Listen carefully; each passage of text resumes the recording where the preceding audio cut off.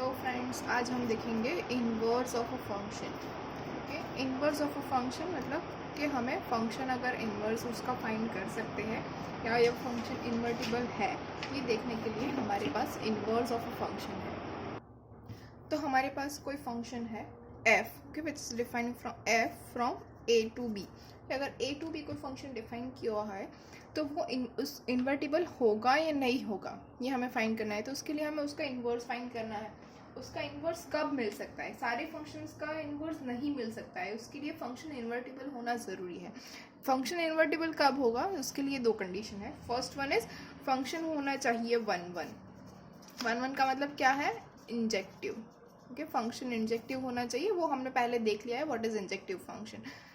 Second one, function होना चाहिए on to, मतलब सर्जेक्टिव। ओके, वो भी हमने देखा हुआ है, इंजेक्टिव किसको बोलते हैं, सर्जेक्टिव किसको बोलते हैं। ओके, तो अगर जो फंक्शन है वो हमारा वन वन और ऑन टू, या फिर हम बोल सकते हैं इंजेक्टिव और सब्जेक्टिव दोनों है। अगर इंजेक्टिव और सब्जेक्टिव दोनों है तो फंक्शन हो जाएगा बाइजेक्टिव। अगर जो कोई भी फंक्शन है फ्रॉम ए टू बी जो डिफाइन है वो बाइजेक्टिव हो तो वो फंक्शन इन्वर्टिबल है।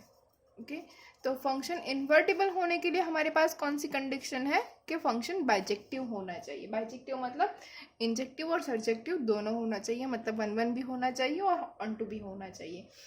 ओके, अगर ये फंक्शन इन्वर्टिबल है तो उसका इन्वर्स कैसे डिफाइन होगा? तो उसका इन्वर्स हमें मिलेगा, वो डिफाइन होगा F inverse from set B to set A. Okay, inverse define होगा बी टू ए। अगर ये फंक्शन f वो जो डिफाइन है a टू b, उसको हम अगर बोलेंगे y equals to F of X, अगर ये फंक्शन ये होगा तो इसका इन्वर्स फंक्शन जो हमारे पास डिफाइन है f इन्वर्स, वो क्या हो जाएगा? f inverse of y is equals to x। समझ में आ रहा है फ्रेंड्स क्या होगा इन्वर्स फंक्शन? तो उसके लिए हम फर्स्ट एग्जांपल देखते हैं जो वन मार्कर है कि if a is equals to 1, 2 and 3 and set b is equals to 4, 5, 6 and 7. Okay. Then f is defined as 1, 4, 2, 5, 3, 6 is a function from a to b. Okay. Is it one one? कि क्या ये one one function है? हमें ये question पूछा हुआ है। क्या है? A is 1, 2, 3, B is 4, 5, 6, 7। Okay, तो हम यहाँ पे ड्रॉ कर लेते हैं। ये है हमारा ए, ये है हमारा B. A is 1, 2, 3 and B is 4, 5, 6 and 7। Okay, अब ये फंक्शन क्या है? ए इज़ 1, 4, ये 1 से जा रहा है 4 के ऊपर, 2 जा रहा है 5 के ऊपर और 3 जा रहा है 6 के ऊपर। ओके, तो ये जो फंक्शन है वन वन है या नहीं? वन वन का मतलब क्या है? जो ए से हम कहीं पे भी इमेज ले रहा है बी के अंदर, तो ए के सारे जो है वो सिर्फ एक के साथ जुड़े हुए होने चाहिए। क्योंकि वन जो है वो 4 के साथ है, बी जो है वो 5 के साथ, 2 जो है वो 5 के साथ है और 3 जो है वो 6 के साथ है। 2 और 1 दोनों 4 के साथ होते तो वो वन वन नहीं होता। यहाँ पे ये सारे के सारे डिफरेंट है, डिफरेंट के साथ इमेज मिल रही है, तो ये हो जाएगा वन वन। ओके, तो इज इट वन वन? तो yes it is one one, क्योंकि सभी एक के साथ ही जुड़ रहे हैं, अलग अलग के साथ जुड़ रहे हैं, डिस्टिंक्ट इमेज मिल रही है सभी के लिए।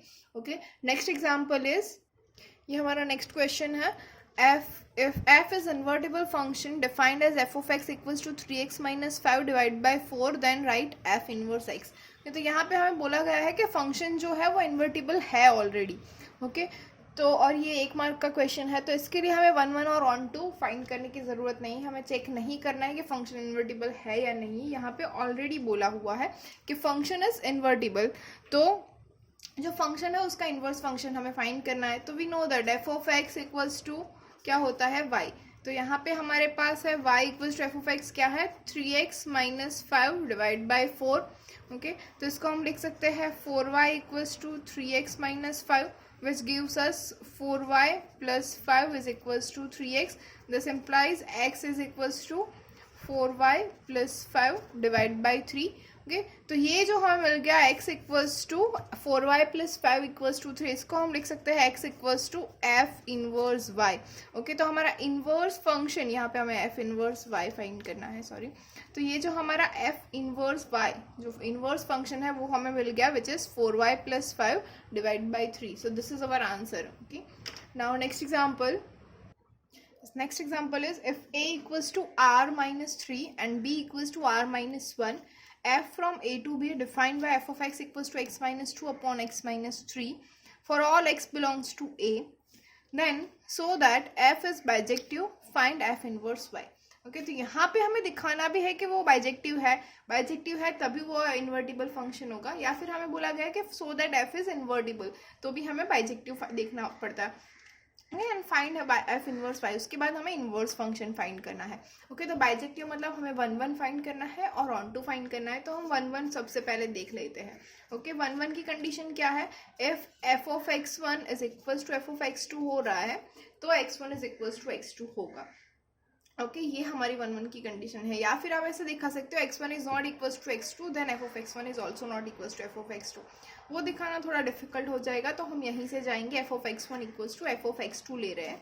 ओके, तो x1 and x2 belongs to where, x1 and x2 belongs to a। ओके, a के अंदर है r माइनस 3, तो 3 उसके अंदर नहीं है, ऐसा हम ले लेते हैं। तो f ऑफ x1 क्या हो जाएगा, which gives us x1 minus 2 upon x1 minus 3 which is equals to x2 minus 2 upon x2 minus 3। ओके, इसको हम अगर मल्टीप्लाई कर दें तो क्या मिलेगा, x1 x2 minus 3x1 minus 2x2 plus 6 is equals to x1 x2 minus 3x2 minus 2x1 sorry 2x2 minus 3x1. So now both the side we have 6 in common and x1 x2. okay, ये दोनों हम cancel कर सकते हैं. Now here we have 3x1 जो इसके ऊपर से हम लिख सकते हैं x1 equals to x2, right. यहाँ पे माइनस 3x1 है जो इस साइड चला आएगा तो प्लस 3x1 हो जाएगा, तो plus 3x1 minus 2x1 is x1 and यहाँ पे माइनस 2x2 है, माइनस 3x2 यहाँ पे आ जाएगा तो plus 3x2 minus 2x2 is x2. Okay, तो we have x1 is equals to x2, hence the function is 1 1. ये फंक्शन 1 1 हो गया. अब हम चेक करेंगे for the onto function हम कैसे दिखा सकते हैं.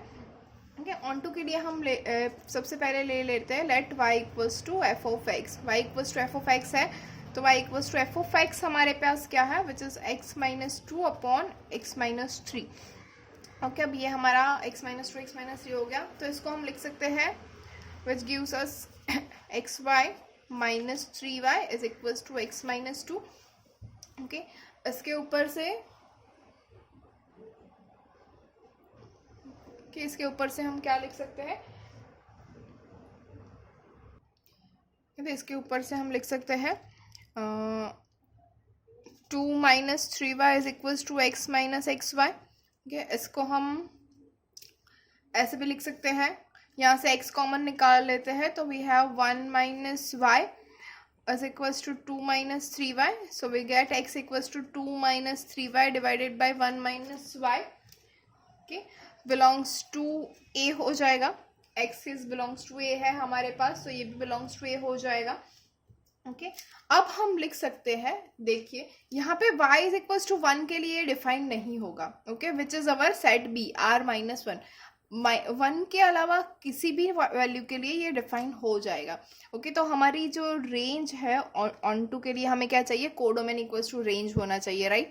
तो ये जो है हमारी रेंज मिल गई. रेंज क्या हुआ, r माइनस 1 हमारी रेंज हो गई. तो रेंज इक्वल्स टू कोडोमेन हो गया. रेंज इक्वल्स टू कोडोमेन हो गया तो हमारा फंक्शन क्या हो जाएगा, ऑन टू. इसके लिए क्या लिखना है वो मैं आपको बताती हूँ. आंसर आप लिख सकते हो, for all y belongs to b there exists x belongs to a such that f of x equals to y. Okay, hence the function is 1 1 and on to which is bijective. Okay, function bijective हो गया. हमारा first जो topic था, हमें क्या find करना था, हमें ये लिखना था कि जो function F is bijective. Okay, bijective हो गया. अब क्या है, फाइंड एफ इनवर्स वाई. अब हमें एफ इनवर्स वाई फाइंड करना है. तो एफ इनवर्स वाई क्या होगा हमारा, सेम जो हमने अभी लास्ट में फाइंड किया, क्या था, y equals to F of x. इसके ऊपर से हमें क्या मिला, x equals to 2 minus 3y upon 1 minus Y.